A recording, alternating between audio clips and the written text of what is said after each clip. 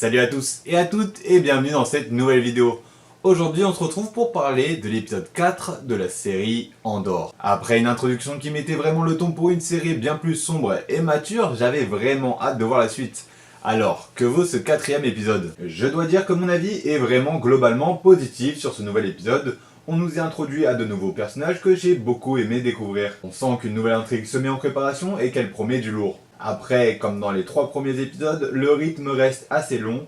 On sent que la série prend son temps pour nous introduire tous ces personnages et ces intrigues. Mais ce n'est clairement pas pour me déranger, car cela va sûrement permettre aux spectateurs de mieux comprendre les enjeux et la tension qui risque d'en découler. Ce n'est clairement pas habituel pour une série Star Wars de se passer d'action, mais je pense qu'il en sera d'autant plus spectaculaire quand cela va arriver. Voilà, c'était tout pour un avis très bref. Maintenant, on va passer vraiment dans le vif de l'histoire. Donc, si vous ne l'avez pas vu, allez tout de suite le voir, puis revenez sur cette vidéo pour voir mon avis complet. Nous retrouvons Cassian là où nous l'avions laissé précédemment, où il se trouve dans le vaisseau de Luthen. Luthen convainc Cassian de rejoindre une équipe pour voler la paye trimestrielle de tout un secteur impérial sur la planète Aldhani. Cassian n'est pas trop partant, mais se laisse convaincre par les arguments de Luthen qui lui propose 200 000 crédits pour cette mission. Je trouve que Luthen est un personnage vraiment charismatique, il a une super répartie et l'on doit ça grâce à l'acteur, bien évidemment, mais aussi à des dialogues qui sont finement écrits. J'aime voir aussi le conflit intérieur de Cassian, qui ne porte allégeance à aucun groupe, mais qui pourtant voue une haine à l'Empire. Cela permet d'avoir au personnage une vraie marge de progression avant de devenir le Cassian que l'on connaît dans Rogue One. Cassian prend alors l'identité de Clem pour sa nouvelle mission. En gage de sa bonne volonté, Luthen confie à Cassian un Kyber cristal bleu, et pas n'importe lequel. Il date du monde ancien. C'est un artefact en la mémoire de la révolte contre les envahisseurs Rakatas. Ces traces sont dans la légende les créateurs des premiers hyperdrives de l'histoire. Ils sont un peuple qui date de 35 000 ans avant la bataille de Yavin.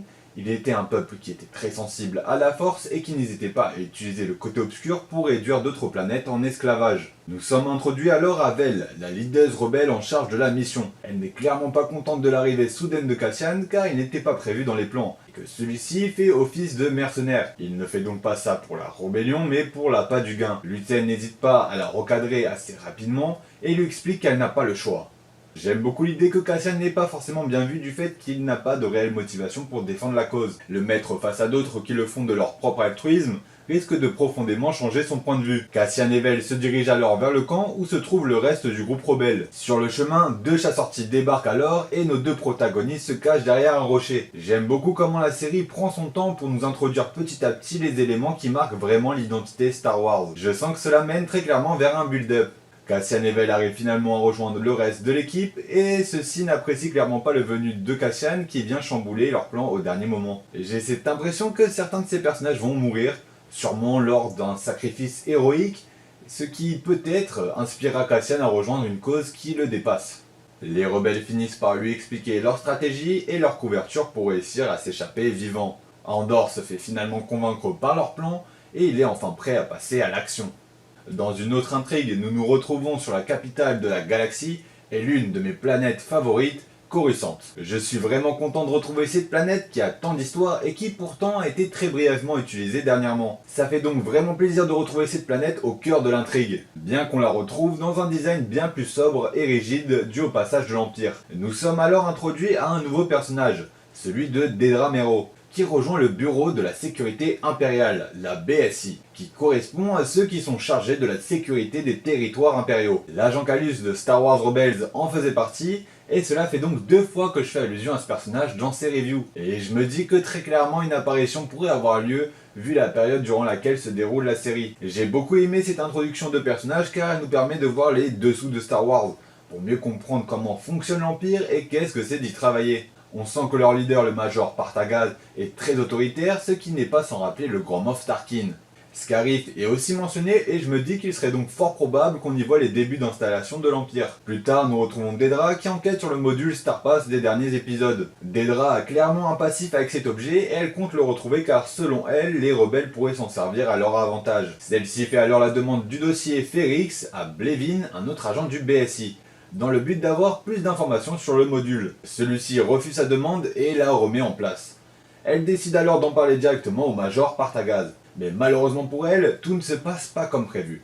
Le Major donne raison à Blevin et remet Mero à sa place. Pour autant, celui-ci lui fait comprendre qu'ils ont beaucoup d'attentes envers elle et qu'il est impressionné par son travail. Et je pense clairement que Mero a une plus grande importance qu'on pourrait l'imaginer pour le moment. Peut-être est-elle la fille de quelqu'un d'important, ou qu'elle a un lien direct avec un personnage haut gradé de l'Empire, peut-être le grand Moff Tarkin. Après, c'est que des suppositions par rapport au dialogue qu'elle entretient avec son Major. Nous retrouvons aussi notre inspecteur Cyril qui se fait passer un sacré savon par Blevin car il a échoué à sa mission. Celui-ci se retrouve viré avec ses autres camarades.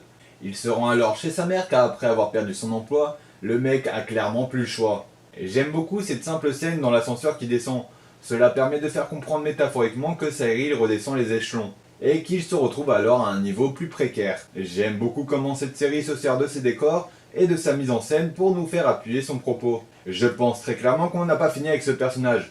Pour moi, il est fort possible que d'une manière ou d'une autre, il collabore avec Mero pour retrouver le module, étant lui-même impliqué dans cette histoire. Plus tard, nous retrouvons Lutsen qui est en route pour Coruscant. Celui-ci change d'apparence pour prendre une nouvelle identité. Et nous sommes enfin introduits à Mon Mothma, et qu'est-ce que je suis content de la revoir. Elle se rend dans la boutique d'antiquité appartenant à Lutsen pour acheter un soi-disant cadeau à son mari. Mais cela est en fait une façade pour s'entretenir secrètement avec Lutsen. J'aime beaucoup la position qu'elle tient dans cette timeline, car à ce moment, il faut savoir qu'elle est encore sénatrice, et donc elle fait partie du Sénat impérial.